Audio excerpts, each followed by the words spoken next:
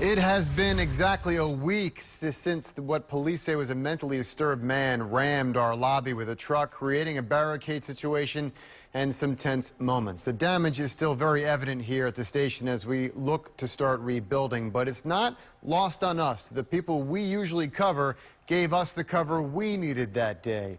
The women and men of law enforcement and man's best friend. The images are still traumatic. The sounds still jarring. But as WMAR staff ran out of the building last week, Baltimore County Police SWAT team members ran in. A man was now in the station and no one knew where or what his intentions were. Obviously, we approached it with an incredible amount of caution. We really had very little information to go on.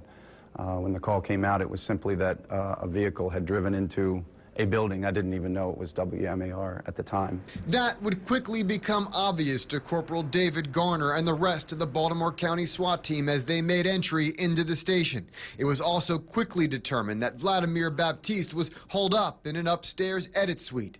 Garner says they tried talking to Baptiste, but he just continued to rant. That is when they decided to go in, but they weren't sure whether the suspect was armed.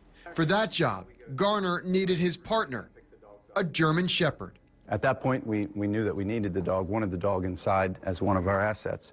So I left the lobby, I left the building and went and got him. This is video a WMAR employee shot from inside when Garner came back with the dog. With so much glass strewn throughout the lobby, Garner had to pick up the trained canine and carry him to the steps. He would be used upstairs to help contain Baptiste once the SWAT team made entry. Some debris on the floor and some chairs and things that had knocked over that he had to get through. But what he did was he tied the suspect up long enough for us to be able to get in and safely resolve it. Baptiste was arrested without further incident, seen here shortly sitting on the curb outside the station. No one was hurt, in part because of the expert defensive tactics of this Baltimore County canine. But we need to give an offensive assist to the Steelers. This German Shepherd was bought 5 years ago, in part with a donation from the Ben Roethlisberger Foundation. Yes, Big Ben donates to canine units of police departments around the country. Very much appreciative, but still competitive, the Baltimore County Police chose to name this dog Raven. Raven. Now, Corporal Garner did tell us that Roethlisberger was made aware of the name the SWAT team chose during one of the games where the Steelers were here in town, and the Pittsburgh quarterback did get a very big kick out of it.